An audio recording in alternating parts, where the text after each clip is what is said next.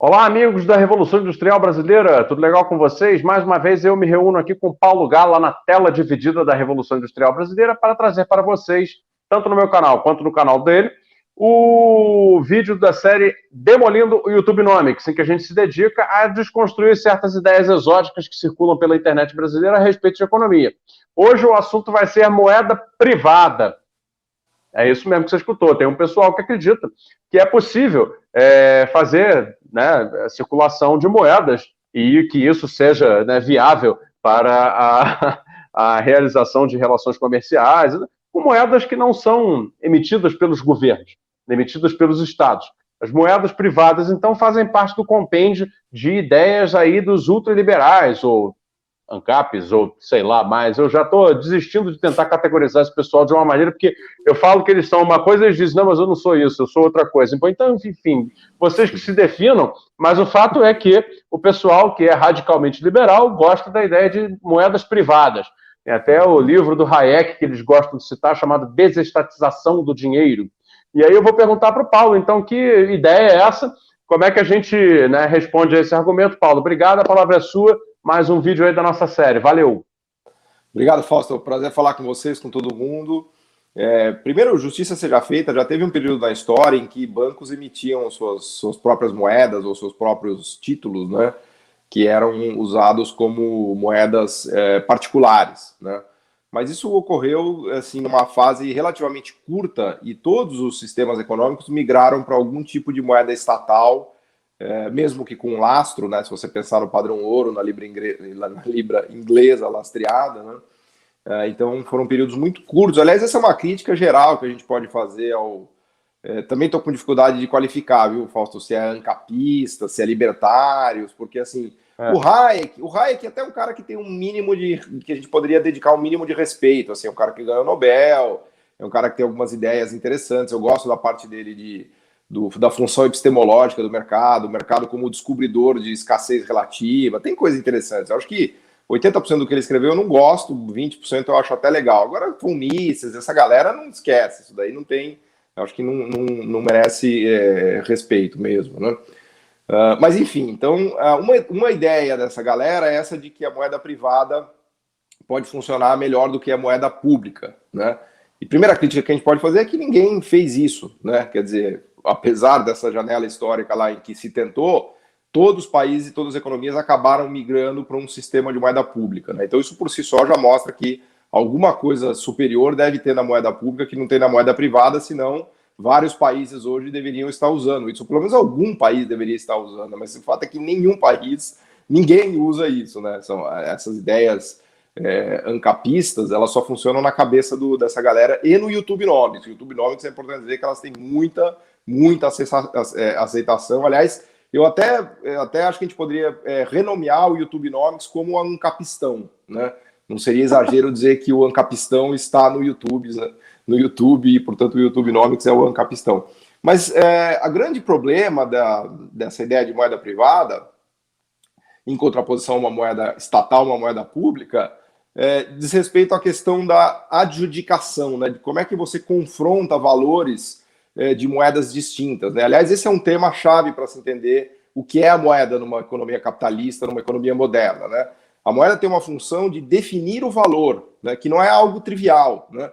Quando você vai vender sua casa, vender seu carro, fazer algum tipo de negócio, né, as pessoas precisam de uma referência de valor. E a referência de valor nas sociedades modernas é dada pela moeda, pela liquidez.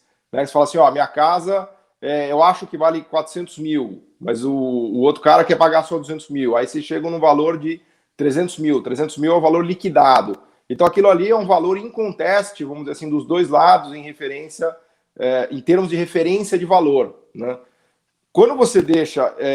e essa moeda é definida pelo Estado, né? O Estado que diz que os contratos devem ser liquidados nessa moeda, os impostos devem ser arrecadados nessa moeda. Então é isso que confere valor para a moeda. Na verdade, é o Estado que confere valor para a moeda, porque tem um sistema legal, jurídico por trás disso. Vou dar um exemplo para ficar mais claro ainda. Pensa em litígio, Fausto.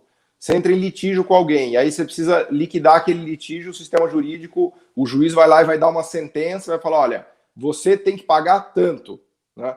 Quando ele dá essa sentença, ele vai dar a sentença na moeda corrente nacional, que é a moeda legal. Então, ele definiu o valor daquilo, né? Então, se você deixa dois agentes privados negociando, muitas vezes eles vão ter dificuldades, especialmente se eles entrarem em litígio, em definir, né, o que seria uma condição ali de adjudicação. Então, tem que vir um agente terceiro para definir essa questão, né? Aliás, do modo geral, a gente fez um outro vídeo aqui sobre o imposto é roubo, é o mesmo tipo de raciocínio, né? Essa ideia do Estado é uma ideia bem hobbesiana, que se você deixar os homens negociando livremente entre eles basicamente vão se matar, eles não vão chegar em acordo, né? Então você precisa ter um Estado que imponha de fora para dentro do sistema várias referências legais jurídicas, inclusive a referência de valor, que é a moeda fiduciária, né? Então todo o sistema legal jurídico, ele ancora a moeda fiduciária, é daí que vem o valor, né? Então, uma moeda privada, ela é totalmente contrária a tudo isso que eu estou explicando, né? Porque a moeda privada, ela prescinde de um sistema jurídico contratual estatal por trás, né? Então, ela não vai conseguir assumir o que muitos economistas chamam da forma geral de valor, né? A moeda é uma espécie de forma geral de valor, né? Porque para pensar, Rosto, quanto vale cada coisa? Não é trivial você chegar no valor das coisas, porque cada um acha que cada coisa vale uma coisa, né? A moeda, ela dá uma ancorada nisso. Ela fala, tal coisa vale $1 milhão, tal coisa vale $50 mil, tal coisa vale $100 mil, né? Então, a função primordial da moeda é esse, né? De definir valor para as coisas de uma maneira, vamos dizer assim, não exatamente imposta, mas de uma maneira lastreada por um sistema legal contratual. Aliás, e claro que a moeda estatal dá um poder de fogo muito grande para o Estado, por isso que os ANCAPs não gostam disso, né? Porque o Estado arrecada tributos naquela moeda, ele pode emitir, se financiar imprimindo moeda, né? Agora, imagine uma situação de moeda privada em que o Estado tem que arrecadar impostos, né? Fala assim, ó, você vai ter que pagar tanto de imposto. Aí o cara fala, mas em qual moeda? Aí já começa a surgir um problema de valor, né? Porque se cada banco emite a sua moeda, como é que o Estado vai definir em qual moeda devem ser pagos os impostos, né? E esse problema, ele se estende para todo o sistema econômico, né? Porque quando você tem várias moedas, começa a haver problema e incerteza no sistema sobre qual moeda deve ser aceita e de que maneira, né? O sonho deles do Bitcoin, das moedas, das criptoativos, vai nessa linha de uma moeda privada. Mas você vê ontem, né, a gente está gravando o vídeo hoje, ontem o Elon Musk tweetou, não sei se você viu, que o Bitcoin consome energia demais para ser minerado. Aí já o preço do Bitcoin caiu 10%. Quer dizer, então o Bitcoin não é uma referência de valor, né? Ele é muito mais um ativo especulativo do que uma moeda. Então, a moeda privada tem essa dificuldade de aceitação geral, né? Não sei se ficou claro aqui o meu raciocínio, se ele ficou muito rebuscado, né? Não acho que ficou rebuscado, não. Acho que ficou bastante claro, na realidade. É aquela questão do curso legal, né? Que na nota de dólar tem lá escrito, né? This note is legal tender, né? É o curso legal, né? Que é dado pelo Estado àquele documento, o papel moeda, né? Que pode também ser um título, enfim, uma representação da moeda sob outro formato, que é uma reserva de valor e que, portanto, vira um instrumento do contratualismo social, digamos assim, é um instrumento regulador da convivência social nas suas relações comerciais, em toda relação de troca que envolve uma troca de valor, né, uma relação de troca que envolve transferência de valor, necessariamente vai precisar, em algum momento, ter uma troca de valor. Isso aí é perfeitamente claro. O que eu queria, na verdade, quem sou eu para criticar alguma coisa, mas, enfim, colocar aqui para debate é o seguinte, me custa crer que alguma pessoa nos dias atuais consiga imaginar, porque eu gostaria de ter esse nível de imaginação institucional, até porque eu sou uma pessoa preocupada com desenvolvimento, eu penso questões coletivas, não é? Assim como você. Eu gostaria de ter esse mesmo nível de imaginação institucional para pensar o desenvolvimento que esse pessoal tem para pensar a aplicabilidade de uma moeda privada no mundo contemporâneo. Porque, veja, a gente está partindo para uma espécie de metafísica monetária, se você pensar bem. O dinheiro está digitalizando, e isso não significa que as criptomoedas sejam o futuro. Isso significa basicamente o seguinte, que o dinheiro deixa de ser material, ele passa a ser, de fato, um código digital. Só que ele se tornar um código digital não significa que ele deixe de ser aquilo que ele apenas adquire um novo formato. Essa é a transição do dinheiro no mundo contemporâneo, não é? Eu não sei se me parece óbvio isso. Agora, como é que o sujeito acha que justo nesse momento em que o dinheiro precisa ser mais controlado em termos de segurança, né? Porque a segurança digital é o assunto do momento. Quem quer que trabalhe com isso sabe, qualquer pessoa de banco sabe que, né, você precisa ter toneladas de investimento em segurança, cibersegurança, etc. Você tem que ter uma preocupação tremenda com identificação, controles, etc. Como é que você vai querer implementar nesse contexto atual, que não é o da vilinha de Asterix, né, com poucos habitantes, né, fazendo trocas privadas, em que você tinha ali aquele cara, o cara que faz o pão, o cara que faz a carne, o cara que faz a cerveja e tal, e aquela vidinha ali e tal, e aí você podia, de fato, pensar em fazer, tipo como são as experiências de moeda social, de repente, que funcionam dentro de bairros minúsculos, né, em certas áreas empobrecidas e tal, tudo bem. Mas, assim, para dar curso legal mundial numa moeda privada no mundo de agora, eu não sei. Eu só queria expressar isso, assim, como na verdade me parece completamente fora do esquadro da realidade, né? E aí eu fico espantado de como essa discussão consegue ganhar corações e mentes, entendeu? Eu não sei se tem alguma explicação para isso. No final do dia o problema é sempre quem emite aquela moeda, né? Tem alguns experimentos de cidades ou de municípios ou estados, né, no sentido de governos e tal, que emitem moeda tentando, em situações extremadas de crise, né? Por exemplo, na crise da Argentina, eles começaram a emitir os patacones, né? O estado lá de Buenos Aires e tal. Mas são coisas que não ganham escala porque justamente não tem a confiança e a credibilidade do emissor, né?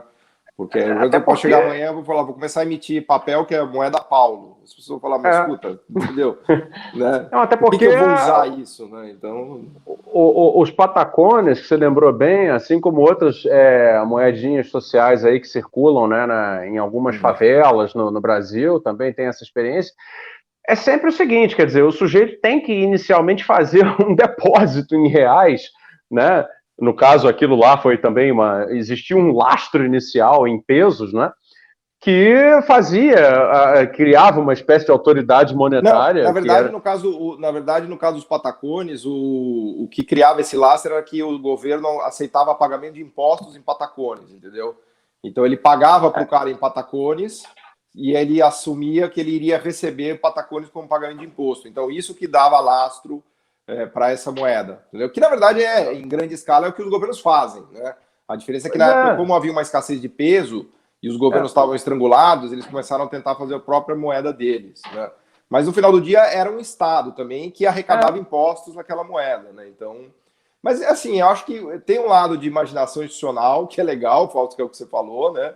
Que é uma coisa realmente criativa, mas ela é num limite quase de loucura, porque em nenhum lugar se aplicou nada disso, né? Com exceção dos criptoativos, tudo bem, os criptoativos são uma grande inovação, eles são regulados pelo próprio sistema, não tem um ente externo que regule. Aliás, daí também vem a fragilidade dos criptoativos, como você mesmo falou, tem dinheiro sujo, droga, arma, tem cara que toma calote adoidado, porque é meio terra de ninguém ali, né?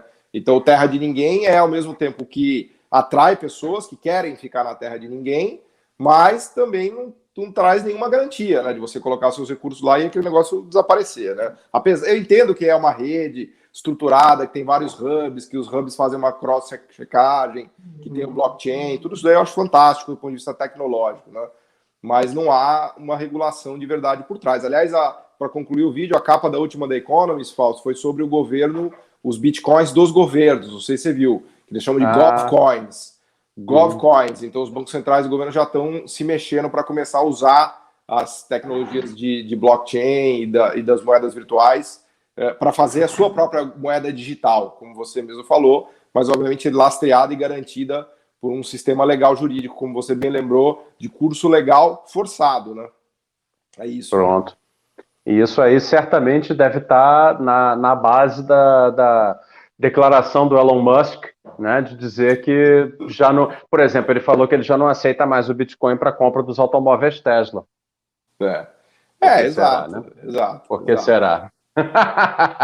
Tá legal. Paulo, obrigado. Então, mais um vídeo do Demolindo YouTube Nomics. Aí espero que tenha ficado claro essa questão da moeda, enfim, da própria essência monetária, né, do que é o dinheiro, né, e de como ele funciona para que você possa, enfim, de alguma maneira, se precaver, né, de tanta má informação que tem por aí, né, porque nós não estamos num mundo isento de complexidade, é um mundo, ao contrário, super difícil de compreender, é um mundo de desafios, né, intelectuais, desafios práticos, organizacionais, e uma ideia como essa acho que não contribui, no sentido de que, afinal de contas, promete um negócio que não pode entregar. Mas é isso aí, Paulo. Obrigado, então. Até o próximo Demolindo o YouTube Nomics, pessoal. Valeu.